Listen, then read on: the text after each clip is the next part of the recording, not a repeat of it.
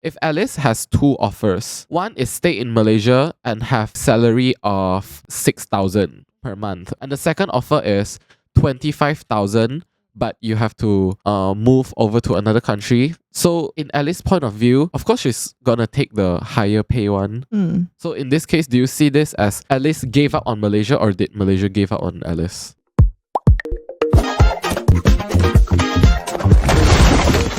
We grew up being told Malaysia is home, but what if home doesn't pay enough to stay? Welcome back to another episode of Off Script, and today we're doing something special, as you can see on our outfits today. You will be watching this on the week of Merdeka Day, right? So yes, we'll be celebrating Merdeka Day together. You sure on the week or not? Merdeka is the first day, you know. It's Monday, you know, Merdeka. Yeah. Few days before Merdeka, again, we will be celebrating this special day with you guys. And today, we're going to talk about something we've never really talked about on this channel. And what is it? Basically, we are going to talk more towards Malaysia, and mainly we are actually focusing on Malaysia culture. Yeah. Which is? What? You don't know? Like what? I can think of it. I can think of one. Mm-hmm. The Mamak culture. Exactly. What do you have in mind? What do I have in mind? Of course, it's the place where it is the most comfortable for all Malaysians, no matter what time is it. No, not to say no matter what time, specifically during nighttime. Comfortable? I feel like it's very like how do I say this? Have you ever watched like Friends? And you know they always go Central Perk, right? Okay, it's a Mamak is our Central Perk. We need to bring our own sofa next time. Because Friends, they got their iconic sofa, right? So I'm gonna bring that to Alif, is it? Yes. Or any Mamak you want. Anyways, if you're listening to this part right now, comment down below and let us know which is your go-to Mamak, because we need new Mamak to visit. Yeah, we are so done with the old Mamak that we have. We want to explore different options. Well, let me ask you one thing that we are gonna discuss around this question today is, would you leave Malaysia if you have to? Means you gotta say goodbye to your hometown, which is beautiful Malaysia. I will not leave permanently. But if you had to? If I had to, I will.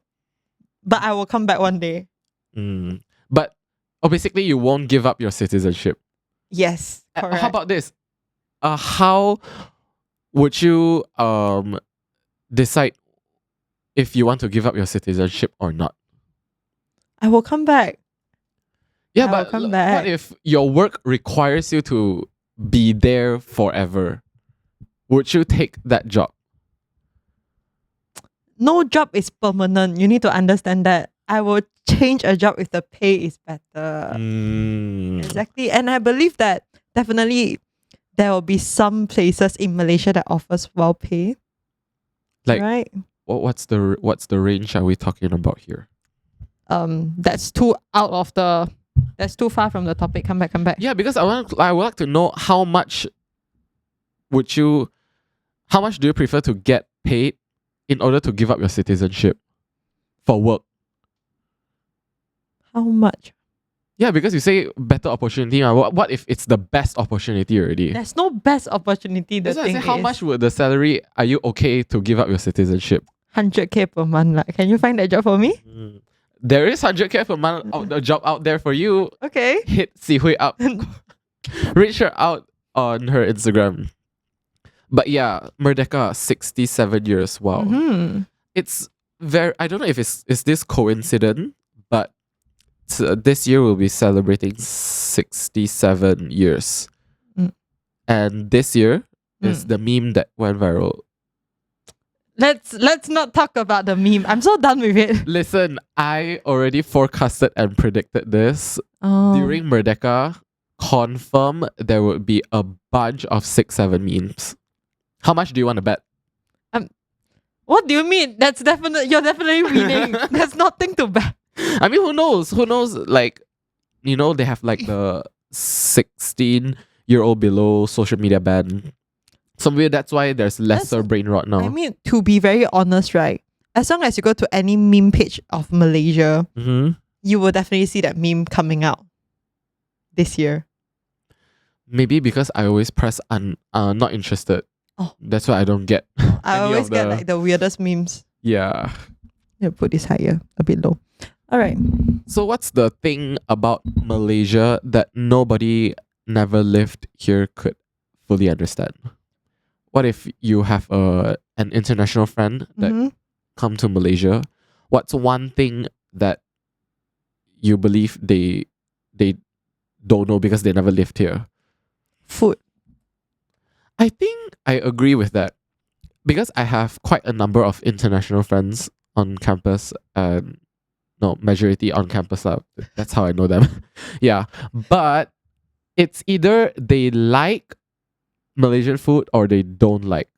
They don't like it's not because like they find it disgusting or what. It's just that maybe the taste profile is not what they're used to back at home. Yeah, because Malaysia has like very strong taste profile. And also, you know that Malaysia, it's like multicultural, multiracial country, right? So obviously in Malaysia, you can get all types of food in general. Literally all types. Yes. I would say like you want Korean food, there is nice Korean food around. You want Japanese food, there's nice Japanese food around. Yeah. And you want to get authentic Malay food. There's also, even ayam gepuk is like not from Malaysia, but you can still get it in Malaysia. It's still a thing in Malaysia. Yeah. And also, can we talk about the premium Dubai pistachio kunafa chocolate? Somehow it's also like very, very, very, very famous in Malaysia. You mean the Dubai chewy cookie? Yeah, whatever that has to do with this three stuff. Chocolate, Dubai, kunafa, Pistachio. and one more for pistachio. What is the obsession with this? But I guess that's part of the Malaysian experience as well. Yeah. Okay, talking about food, what's your favorite food that you can find in Malaysia? Like favorite, like one only. Too much. Okay, favorite. Durian. Okay, fair. I would say soto. No, but is that Malaysian food or is it Indon food? That's Indo, no? Y'all, I have too many. Okay, as a food content creator myself, okay, I think I'm gonna stick with satay or nasi lemak. You know what? Nasi lemak lah. Nasi lemak. Yeah. Buruh hantu or the nasi lemak shop. To be specific. Oh, can I say that? Yeah, you can. Yeah, so maybe, we can have like a nasi lemak here from any of the brands that I mentioned here while we do the podcast. Yeah. So hit us up. Hit us up. Here. Empty. Yeah. So food, Mamak. We've talked about food, Mamak. So naturally, what is your go-to order at Mamak? I think people will be like, you don't know how to eat, but my go-to order is chapati. Chapati? Okay. Chapati and rojak. Actually, same. I like chapati more. I prefer chapati more than roti canai. Same. Okay, generally it's because I don't really like too oily food. So and chapati is made with wheat, wholemeal. Wholemeal, yeah. So like in general, I would say right, I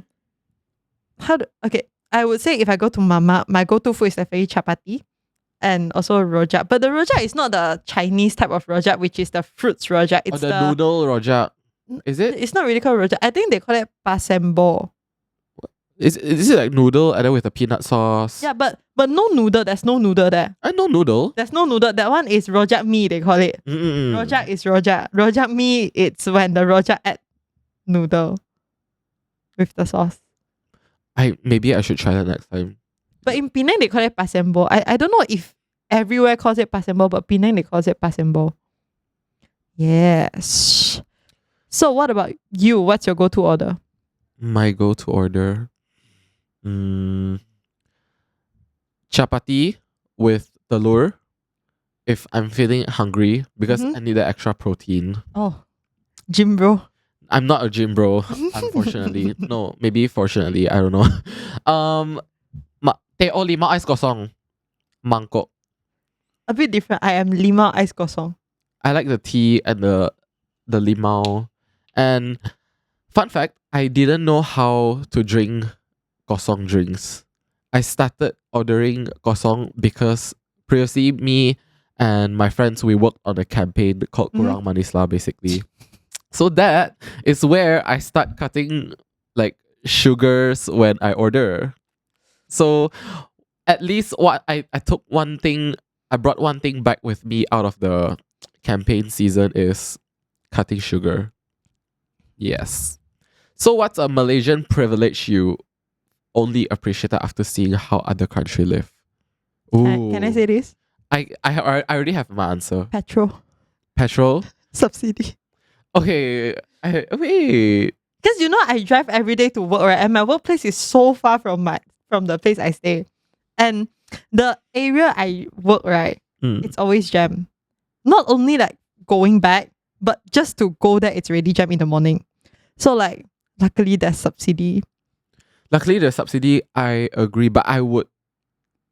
Wait, should I change my answer? Okay, I'm going to say my initial answer is healthcare. Healthcare? Yeah, because we already have to pay for government hospitals. We only have to pay 1 or 2 or 5 ringgit when you go. The US could never. If you don't have insurance like over there, you're basically, it's either you pay out of your own pocket or you have insurance to cover it. And insurance, I don't know, not me. Okay, do your own research. But what I saw online is the US citizens are calling most of the insurance policy scams, because when they have an emergency or when something happened, they go to a hospital just to find out like, oh, this is not covered in your insurance policy.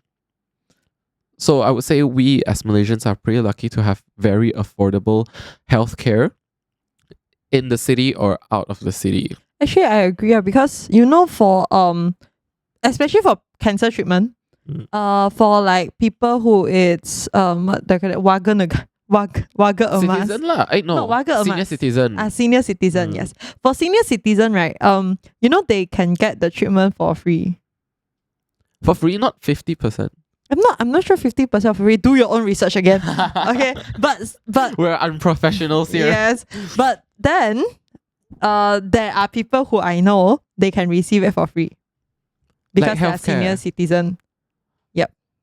I'm not sure about citizen, but I only heard of a senior citizen getting 50% of the Rapid KL. Is it 50%? Yeah, 50%. Right, 50%, right? Not only senior citizens, students as well. OMG. Yes, I'm gonna add this in. Rapid KL. Without Rapid KL, basically when I just arrived KL, right? When I just arrived here from Sabah, I do not have a car. So I rely solely on Rapid KL. I know there's a lot of like people that might disagree with me, like saying Rapid KL is bad, Rapid KL is shit. But at the end of the day, look at the infrastructure that we have. Like we can go to point A to point B without driving, and you just use the subway. I feel like that's pretty not bad compared to other countries that they don't have public transport systems like this. I know we're not the best, but we're not the worst. Not wrong. So, Malaysia, you have my heart. I agree lah. Then, what do you think about the people who decide to leave Malaysia? Do you think they gave up on Malaysia, or did Malaysia give up on them first? I feel like they give up on Malaysia for their own benefit. I mean, for them at that particular moment, it's a benefit, right? But maybe like one day if they're not return, I don't think Malaysia will kick them out. Because in general, Malaysia is a country that's full of peace. So they just allow, like, how do I say, if you want to enter, like, you can just come back. Really? No, I mean, like, you can come back. If today you give up on your citizenship, you can come back as a tourist, as a visitor. But you cannot be a Malaysian citizen anymore. You don't have Malaysian citizen benefit. Wait, actually, what benefit do we have as Malaysian citizen? Like, do we get any benefits as a Malaysian citizen? Oh, you get a lot of You get a lot of benefits. What do you mean? Strong passport. I think Malaysia has one of the few passport that is strong in the Yup. world, right? I think Yup. fourth or fifth. I only know they only got one country that they don't allow. What? Israel. Oh yeah, we weren't able. Malaysia citizens aren't able to just simply visit Yup. over there, right? You have to Yup. sign up from the right channels and organization. I think people who decided to leave, I would say maybe 50-50. Half is they gave up on Malaysia, and maybe another half of the people, they felt like Malaysia gave up on them. Actually, I don't get the question. Now, what do you mean Malaysia give up them? Malaysia don't do the choice for you. Malaysia gave up on them as in like they can't find a living in Malaysia anymore. So it forced them to move their life out of Malaysia. Yeah, this is what it means by Malaysia give up on them. You go back to the very beginning answer that I have, which is the salary. Yeah, it leads back to the salary. But I don't how do I say this? I would still put it as they give up though. If you ask me, right? Because all in all, I would say this is like a citizen's choice. Yeah, but because okay, let's put it this way. If there's person A, okay, we call her Alice. If Alice has two offers, one is stay in Malaysia and have a salary of, I would say 6,000 per month. Okay, she has a decent life and everything here in Malaysia already. And the second offer is 25,000, but you have to move over to another country, and long term wise, maybe you decided to switch your citizenship because you feel like the life over outside of Malaysia is giving you more than in Malaysia. So in Alice's point of view, of course she's gonna take the higher pay one, and maybe over there they gave her more benefits as well. So in this case, do you see this as Alice gave up on Malaysia, or did Malaysia give up on Alice? She gave up on Malaysia. Oh really? Yeah. But she has a better opportunity over there. Yeah, she made the opportunity. She made the choice. What?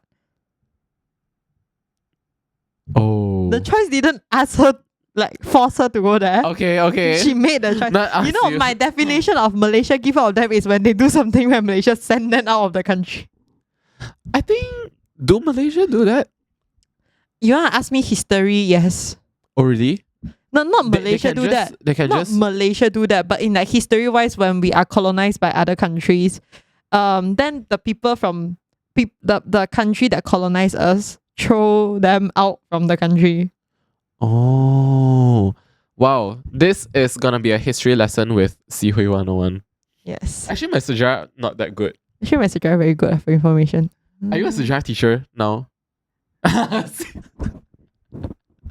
See, we have the perfect guest for this. No, but history. But today is not about history. It's about Malaysia. But Malaysia is about history technically. Without history, there won't be any Malaysia.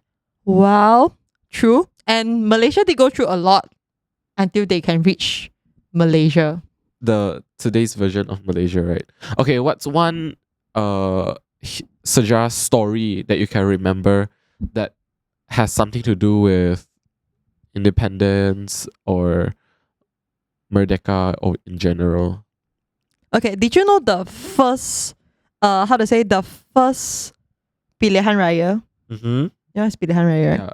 The first 选举. Yes, the first like pilihan raya umum is called pilihan raya MPP.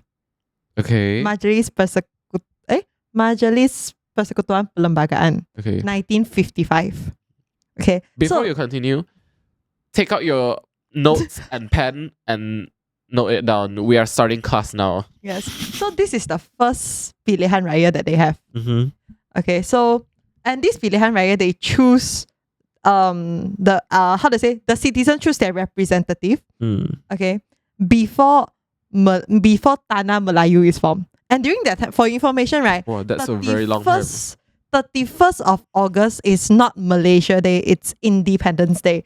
Now, what's the difference between Independence Day and Malaysia Day is I know that, Malaysia Day is on September. yes, 16th September. 16 September. So Independence Day is when we are free from colonized by British, by any other country. So we are now under our own faith.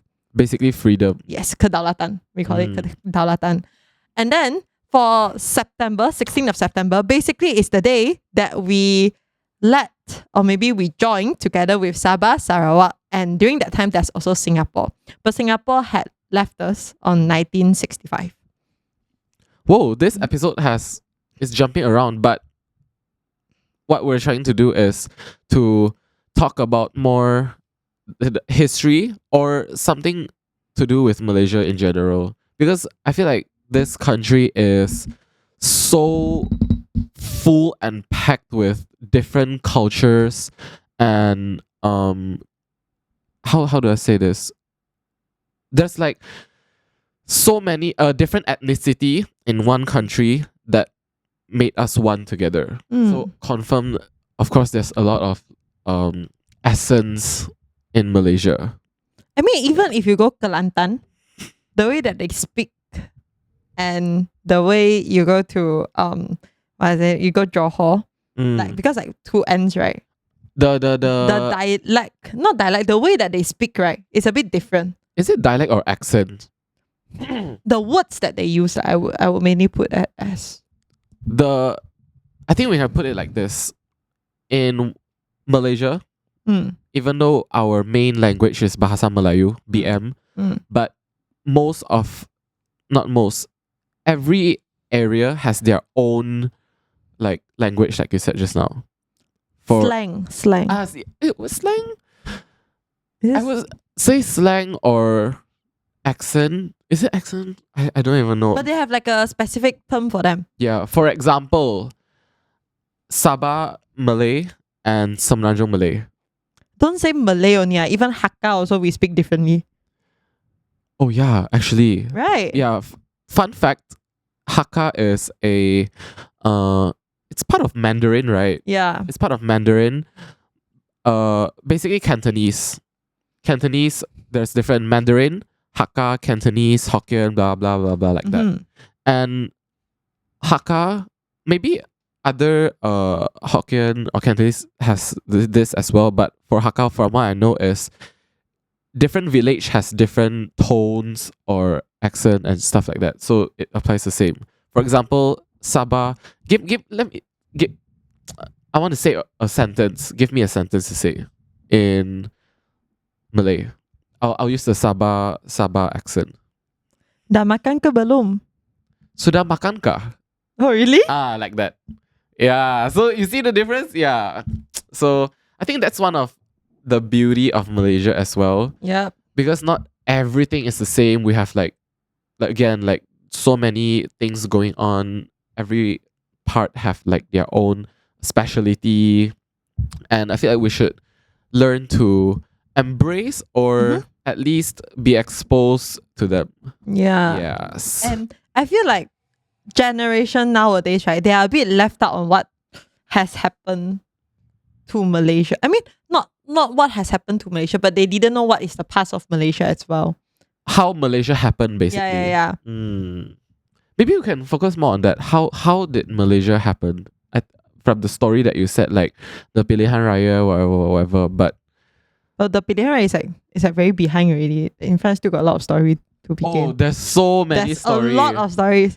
The first thing when you mentioned about Malaysian history just now is I literally just watched this 1 week ago. Something about a guy went on an island in Malacca, and then he found a tree, and then he named that tree Malacca or something like that. Oh, Malacca's name is based on the tree, is it? Right. So I did get this right. See, there's so many interesting stories like that. I feel like there's a lot of stories, but I'm not really sure about the naming because I really forget some of the things already. There's a few versions regarding to the Malacca tree just now.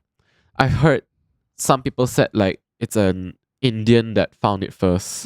Some said it's a Malay that found it first. It's a like orang Bumiputra that found it first. Some say it's a Chinese. So there's so many different stuff.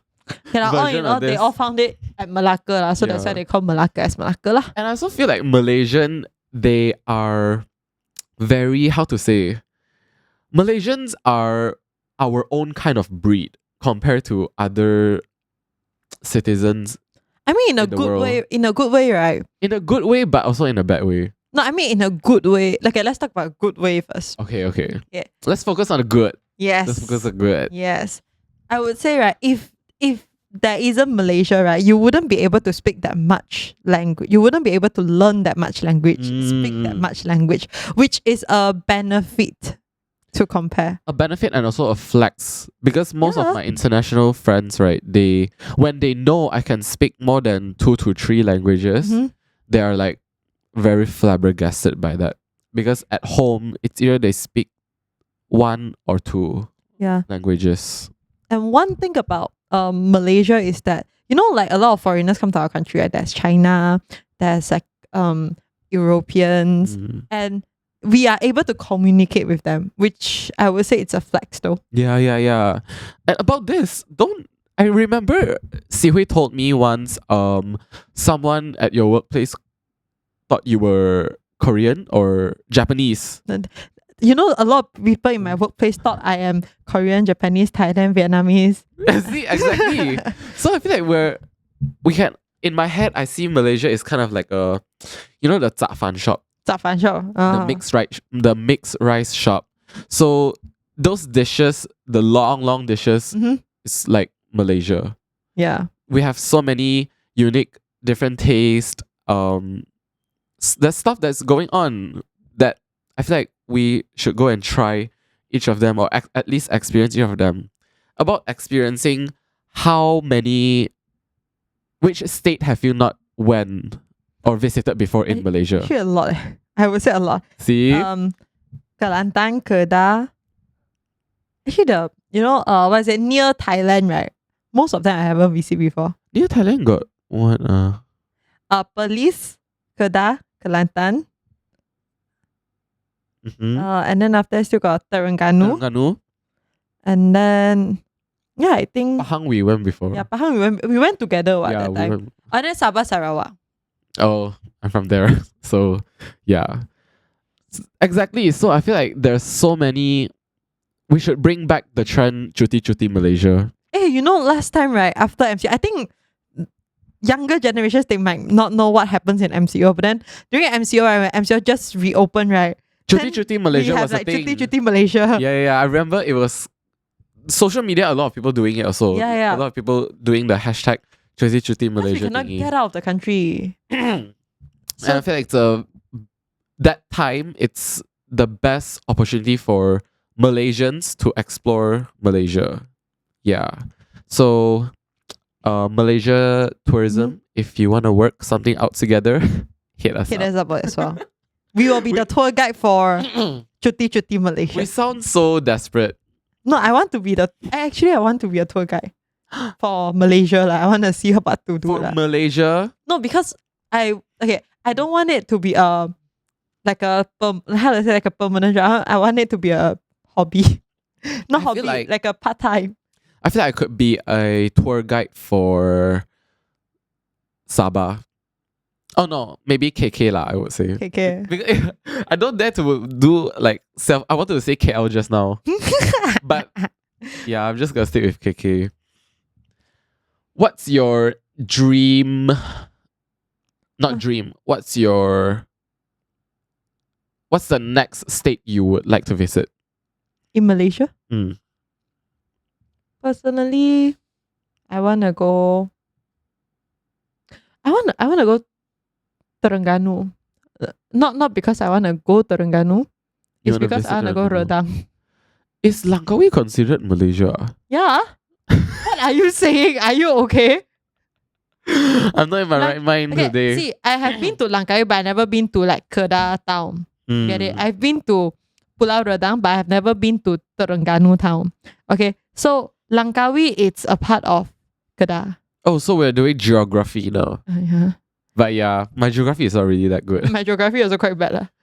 But seems like you know most of the stuff. Hello, Malaysia, bro. This is Malaysia. But that's what I'm saying. I say my geography is not that good. So you gotta correct me if I'm wrong, okay? Langkawi is Malaysia lah. You don't when you sit the flight, right? You don't need to bring your passport. Actually, like even if you didn't bring your passport, you got your IC, right? You can still go Langkawi. That's what happens last time. I don't know now how lah. Okay. Oh, I suddenly thought of this. Do you think, because we mentioned about people choosing or got forced, no, like you said, people chose to leave Malaysia, right? They never get forced. Highlight the word never get forced. Okay, he used the wrong sentence just now. But maybe there are situations where they are forced. Like they did something really, really bad and then they just ran away. But that one they also choose to. They also choose what? Okay, whatever. I don't think there's any way that Malaysia choose to not want you lah. Okay lah. But when we talked about that just now, I suddenly thought of one question is, can you love Malaysia and still leave? Can. In what situation? Okay, you imagine, right? You leave the country to get a higher salary. Okay. Then the salary you earn, right? You earn from other country. Then you come back to this country. Then you spend here. So Malaysia get richer. You know what? People will kill me for this. Is that one of the way to improve our economy? This is how I write for my karangan back then. Without knowing the facts, right? You just write only. Pengaliran wang. I don't remember. My BM is quite bad, by the way. Yeah. I remember I always use this as one of my BM points. How like to improve the economy of the country. Did you have economy? No, your science stream. Science stream. I'm sub-science. Yeah. That sounds like something we have to write at our not geography, economy KSSM KBAT questions. This is what I write for my BM essay question. Your BM essay you write like this? Yeah, my BM essay Confirm A already. Confirm I got write something like that one. Why? Because I only remember that. Back then I have this one very bad trait, you know. So as long as it is sejarah KBAT, geography KBAT, geography not geography, sejarah and BM KBAT, I don't know how in the end of the day they will relate back to economy. Everything in the end, right, it's going to economy. Because that's the only thing in my brain. Because each of those things will somehow affect the economy. Yeah. So that's why in the end of the day, it will go back to economy. Okay, about economy, sejarah, school, what are the iconic or memorable moments that you won't forget growing up in the Malaysian education system? Why not you answer first? I need time. Okay. The first thing I can remember is, when primary school, we used to bring our own toothbrush and then we have to squat at the longkang and brush our teeth. See, those tiny stuff like this, like this, right? It's part of the Malaysian culture. Which, do you agree? Or am I being... Yeah, I agree. Yeah, because I don't know, I saw a TikTok maybe a few weeks ago.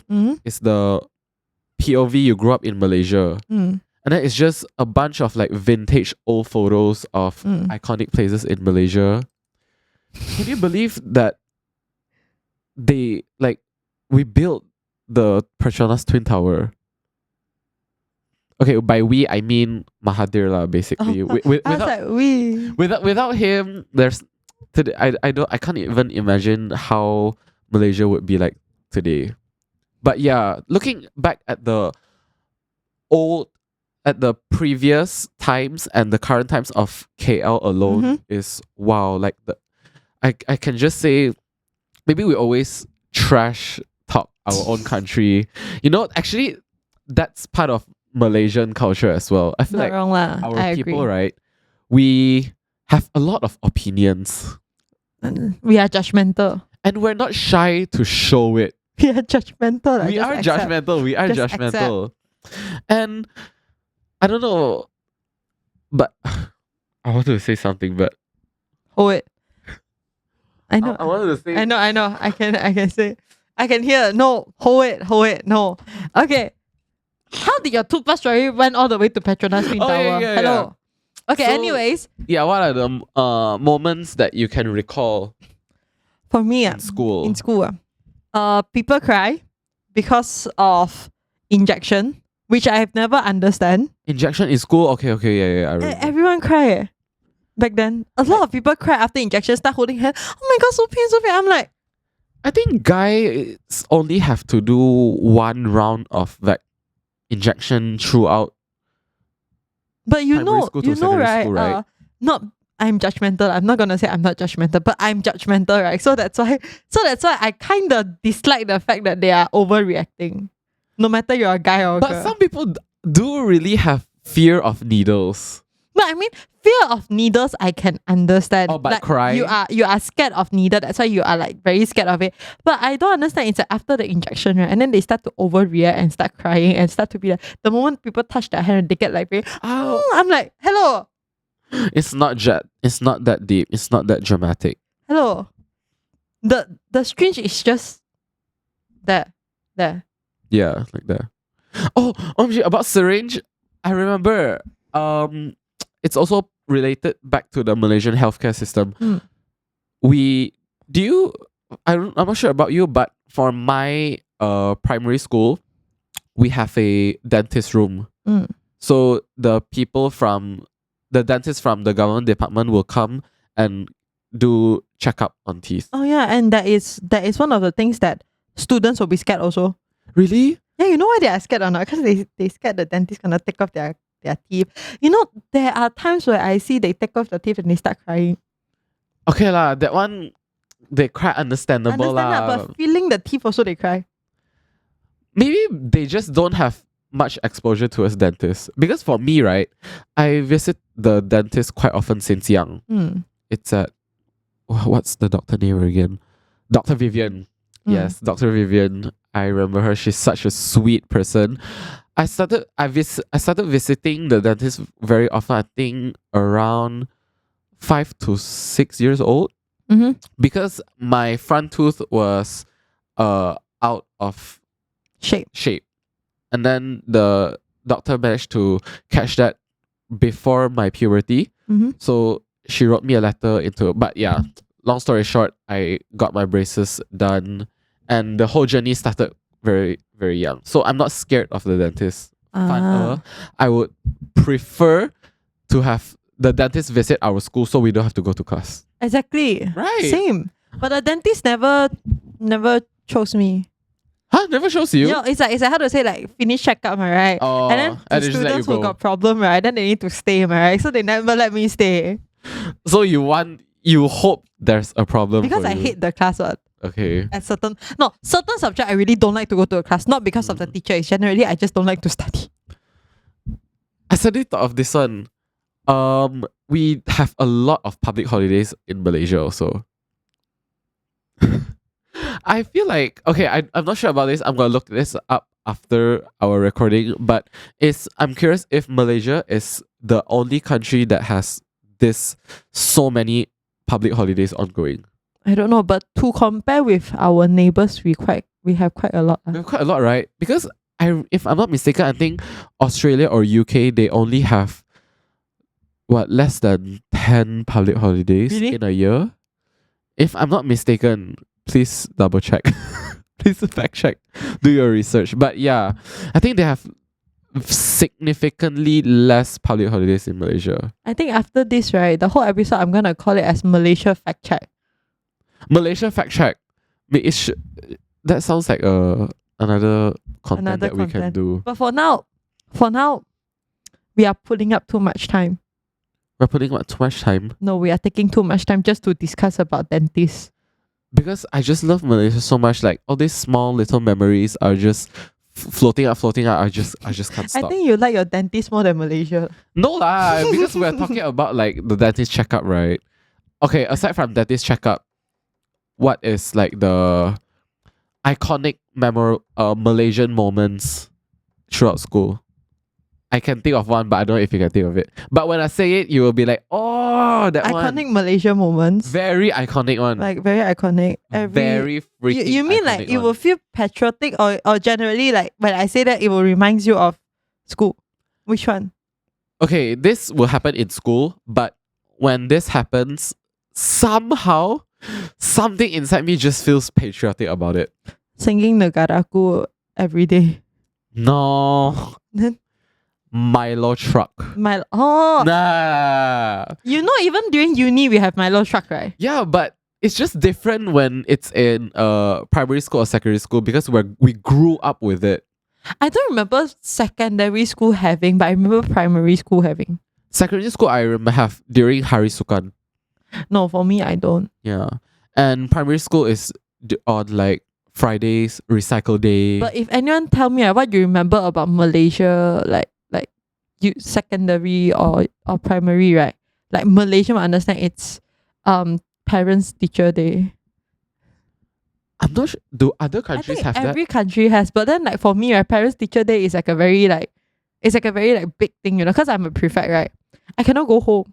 Especially for Malaysian Asian parents. Yeah, I cannot go home. Then after that, I see before my parents, not my parents, my friends' parents got mad in front. And then I see before my parents just want to take and go away. I see before parents that ask for like 30 minutes and I'm like, you got so many questions to ask the teacher. Ah. My mom just came and left directly. I think those parents, they like to talk about the child with the teacher. I don't know. I don't know. But then it's like, and then some more like I'm a prefect, right? So that's why like I can't go back. You have to stay until the whole thing ended or something like that. Yeah. But I do know Mhm. parents that are very, very particular and very strict with their child's performance in school. So they would use this specific parents teacher day to dig up as much stuff that they could of their child from the teacher. And then they would sit in front of the teacher and be like, yeah, I always ask him to study. He don't want to study. right. I think it's just a Malaysian pattern at this point. And with their slang like auntie like that, right? Their slang. How many times I tell you already to study? Dia blur kan, cikgu dia blur kan. I was like, Saya sudah suruh dia belajar sungguh-sungguh tapi dia tak nak. Right. and some random. It's giving Malaysian parents. Yeah, it's a very Malaysian thing. Yeah. Okay, so before we wrap up Mm-hmm. today's episode, Mm-hmm. so what is that one advice or one important thing that you want to tell to like the citizens of Malaysia or to Malaysia in general? Okay. To all the Malaysians listening to this, do you have answer already? I'm asking you. Okay. For all the Malaysians, I feel like we need to step up as a community. I feel like we should step up and to make Malaysia better, you know. We are not. Wait, are we a third world country? Like officially, obviously we're not. Like the condition We of are our not. country is not I worse. don't think so. Are we? But yeah, I saw a lot of especially Western people. Mm-hmm. They whenever tourists mention Malaysia, they would think like Malaysia is like a very ulu, very kampong, very how to say. Basically, we're behind Mm-hmm. in the society. But I would say we should be more proud of Malaysia. We should speak more about Malaysia. Yeah. And yeah, people, we gotta get together. We gotta end the cyberbully in Malaysia because the cyberbully in Malaysia is quite crazy. But that's the specialty of Malaysians. We just like to give our opinions. Yeah. Opinionated. Yeah, we're just opinionated like that. Yeah. How about you? What's one thing that you would like to say to end this Merdeka episode?